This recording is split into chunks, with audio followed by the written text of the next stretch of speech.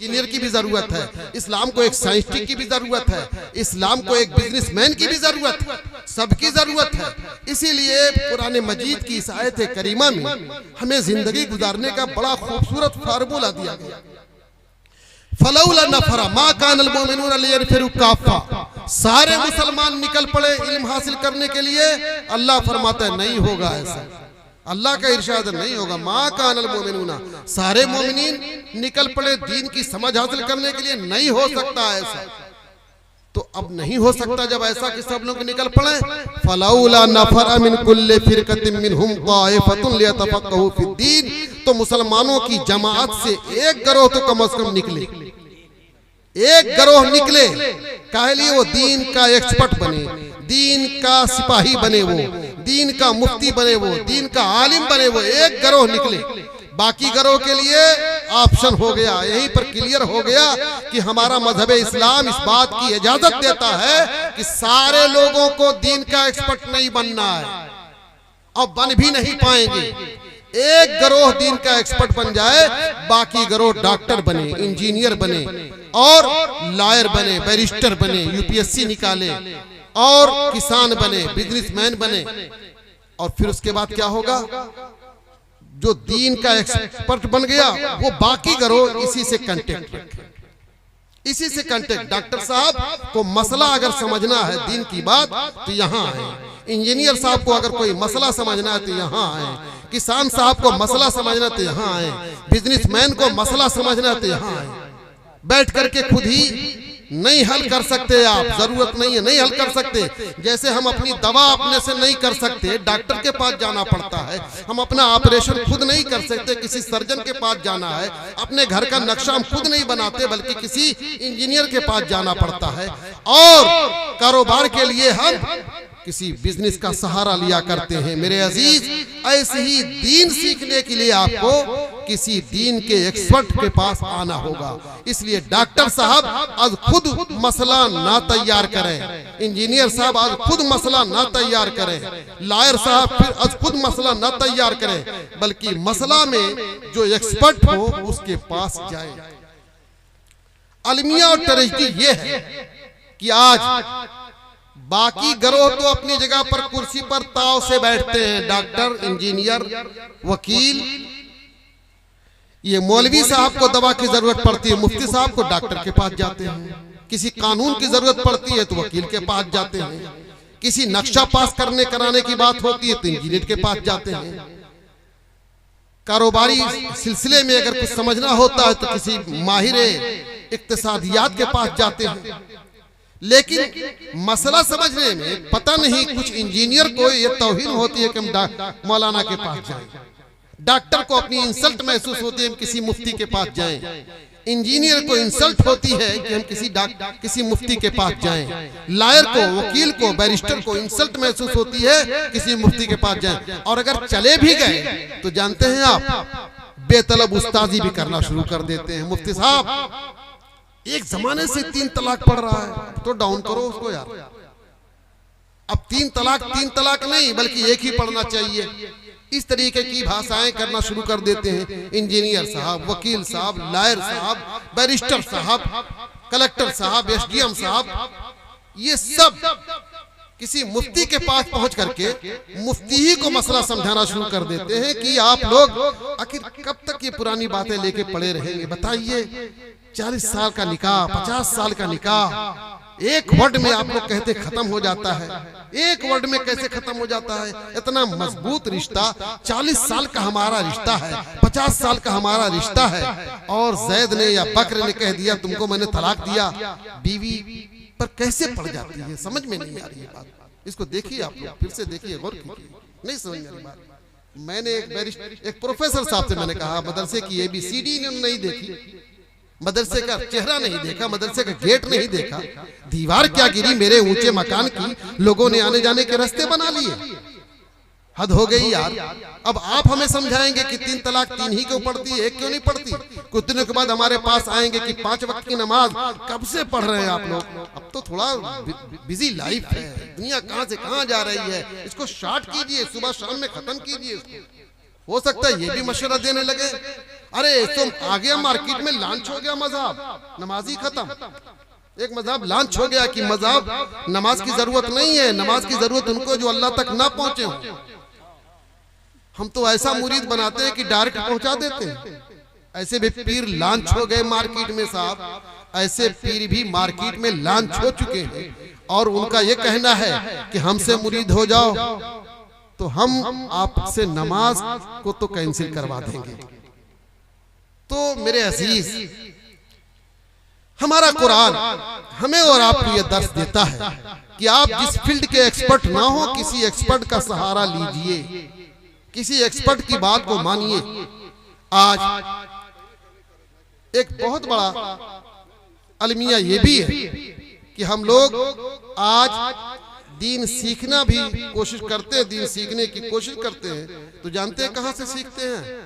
Mobile से, Google से, mobile से मसले सीखते हैं, गूगल से, मोबाइल से।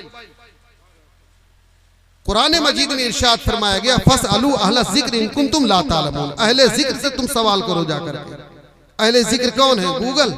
अहले जिक्र कौन है? मोबाइल। नहीं, ये उलमाए मिल्लत इस्लामिया है, इनसे आप कांटेक्ट रखिए, इनसे आप ताल्लुक रखिए, अपने दीनी मसाइल में इनसे राब्ता रखिए। और अगर आपने गूगल के जरिए, मोबाइल के जरिए दीन सीखने की कोशिश की, यकीन जाने आप तबाही बर्बादी के दहाने पर पहुंचेंगे। कभी आपका ईमान भी खतरे में पड़ सकता है। याद रखिए, इस वक्त मोबाइल धरती का सबसे बड़ा फितना, मैं तो समझ रहा धरती का, रूए जमीन का सबसे बड़ा अगर कोई फितना है तो ये मोबाइल है, सबसे बड़ा फितना। ये कितने मुसलमानों के ईमान को मुतज़लज़ल कर चुका है। ऐसी ऐसी बातें आती हैं और हमारा मुसलमान, हमारी जनरेशन ऐसा हवाला देते हैं जैसे लगता है इनके ऊपर वही आई। हाँ, मोबाइल में हजरत, मैंने कल ही पढ़ा है मोबाइल में। हजरत आप क्या कह रहे हैं? अरे हम तो मसला बताने में अब डर लगने लगा। जैसी मसला बताते फौरन वो अपने 2 मिनट के मुताले से, गूगल के मुताले से हमारी 9 साल की डिग्री को डैमेज कर देता है, हमारी 11 साल की डिग्री को डैमेज कर देता है। कहता है हजरत लेकिन हदीस में तो ऐसा नहीं है। ये कौन है भैया, तुम कौन हो यार? कम बिजनेस करते हैं। कहा यार हद हो गई, तुमको हदीस का क्या मतलब मालूम है? हदीस जानते हो किसे कहते हैं? पहली बात तो सुनो, हदीस पर अमल करने के लिए हमारे पैगंबर ने कहा ही नहीं। मैं फौरन कहता हूं, हदीस पर अमल करने के लिए हमारे पैगंबर ने हदीस पर अमल करने के लिए नहीं कहा है। अगर हदीस पर अमल करने के लिए कहा होता ना तो हम भी अहले हदीस होते। हदीस पर अमल करने के लिए हमसे कहा ही नहीं गया है। हमसे ये कहा गया अलैकुम बेसुन्नती, तुम्हारे ऊपर मेरी सुन्नत लाजिम है। अलैकुम बेहदीसी नहीं कहा गया, अलैकुम बेसुन्नती कहा गया, तुम्हारे ऊपर मेरी सुन्नत लाजिम है। और हदीस पर कैसे कहेंगे रसूलुल्लाह अमल करने के लिए? 9 बीबियां बैक वक्त रखना निकाह में, कौन सा मजहब है जिसमें 9 बीबियां रखने की इजाजत है? अर्श पर आना जाना, अर्श पर आना जाना कौन जा सकता है? बताइए, अमल कर सकता है कोई? हदीस पर अमल करना मुसलमानों के बस की है ही नहीं। इसलिए मुसलमान अगर हो सकता है तो क्या हो सकता है? एक दूसरा नाम अहले सुन्नत, बस। और ये अहले सुन्नत नाम हमारी पॉकेट का नहीं है, मुफ्ती मुख्तार की पॉकेट का नहीं है, मौलाना अब्दुल मुस्तफा की पॉकेट का नहीं है। ये रसूलुल्लाह की तरफ से नाम मिला है। पैगंबर ने फरमाया अलैकुम बेसुन्नती व सुन्नतिल खुलफाइर राशिदीन, तुम्हारे लिए मेरी सुन्नत लाजिम है और मेरे खुलफा की सुन्नत लाजिम है। रसूलुल्लाह ने ये नहीं कहा कि अलैकुम बे अहादीसी व अहादीसिल खुलफाइर राशिदीन, ये नहीं फरमाया। इसीलिए तो मुसलमान अहले हदीस कभी हो ही नहीं सकता। और जो अपने आप को कहे अहले हदीस, वो 14वीं सदी का नहीं, पूरी दुनिया का सबसे बड़ा फ्रॉड है। 420 फरेब है, वो अहले हदीस हो ही नहीं सकता। अगर अहले हदीस है तो जरा 2-4 हदीस पर अमल करके मैं पेश करता हूँ, दिखा दे। वो खत्ते गुलामी लिखवा दूंगा, वो नहीं कर सकता, अमल नहीं कर सकता। हदीस पर अमल नामुमकिन है। अमल अगर कोई कर सकता है तो पैगंबर सल्लल्लाहु अलैहि वसल्लम की सुन्नत पर अमल कर सकता है। जिस पर अमल कर सकते हो वही अपना नाम रखो। धोखा मत दो कौम को, पुरकशिश नाम दे देते हो अहले हदीस। कोई कहता है हम अहले कुरान हैं, अहले कुरान भी कोई नहीं हो सकता है। अहले किताब तो हो सकता है लेकिन अहले कुरान नहीं हो सकता। इसलिए कि कुरान में बहुत सारी चीजें, सब पर आपको ना अमल करने की इजाजत है और ना आप अमल कर सकते। मेरे अजीज, तो आज कुछ मसला बताइए तो फौरन हवाला देते हैं, गूगल पे हमने ये पढ़ा, मोबाइल में हमने ये पढ़ा।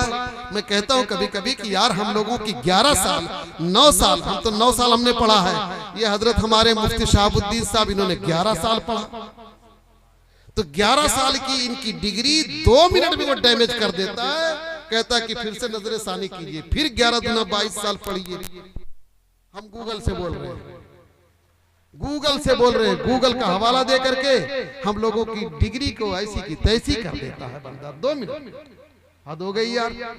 इसलिए मेरे भाई, दीन मत सीखो गूगल के जरिए, मोबाइल के जरिए दीन मत सीखो।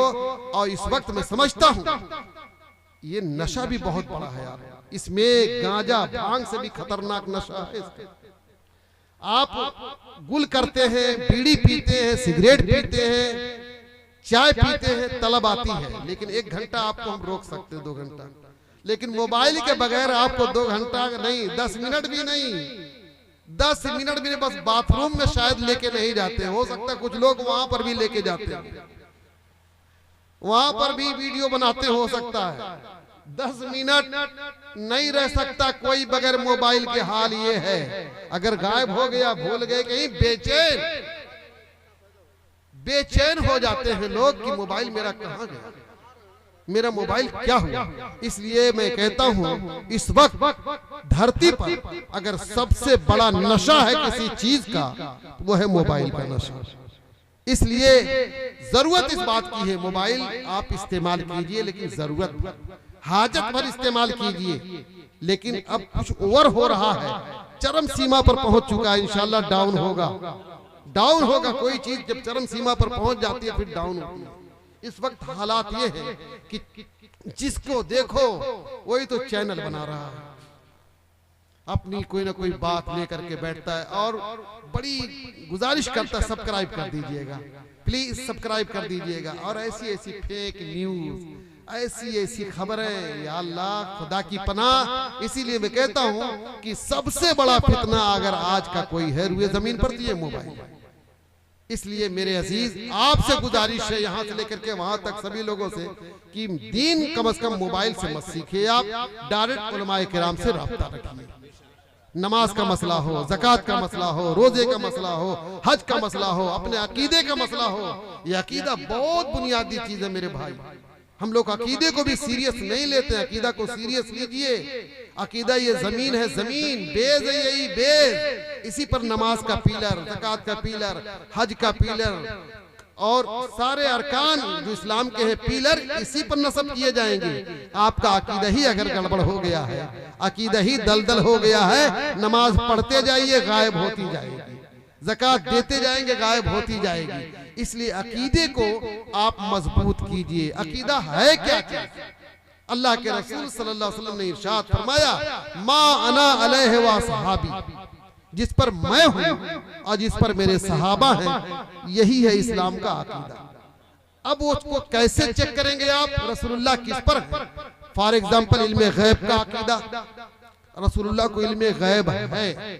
अब चेक कर लीजिए कि रसूलुल्लाह भी अपने बारे में ये कहते थे कि नहीं कि मुझे इल्मे गैब है।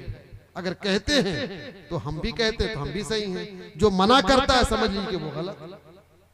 जो मना करता है कि रसूलुल्लाह को इल्मे गैब नहीं, तो अब रसूलुल्लाह से पूछा जाए आपको है कि नहीं है, तो वो फरमाते हैं मिंबर पर बैठ करके, सलूनी अम्मा शे, तुम पूछो जो पूछना चाहो, पूछो जो पूछना चाहो, सलूनी अम्मा शे तुम अला वनब्बेउकुम मा बैना यदैया व बैना सा। सुनो, आज मैं क़यामत तक होने वाली सारी चीजें बता रहा हूं।